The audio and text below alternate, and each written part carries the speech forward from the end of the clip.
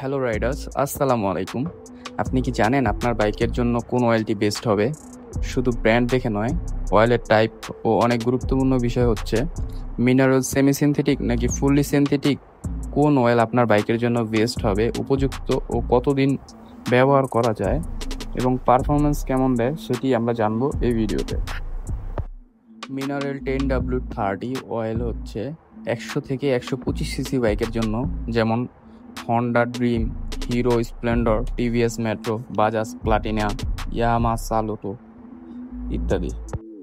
Semi synthetic 10W30 oil 125 থেকে 150 CC বাইকের জন্য, যেমন Honda CV shine, Yamaha F25, Suzuki Gixxer, Bajaj Pulsar ইত্যাদি। 1500 থেকে 2500 কিলো পর্যন্ত চলে। আর ফুললি সেমি সিনথেটিক অয়েল হচ্ছে 150 থেকে 300 সিসি পর্যন্ত বাইকের জন্য উপযুক্ত, যেমন Yamaha R15, Honda CBR, Suzuki Gixxer, KTM Apache, RTR 4বি ইত্যাদি।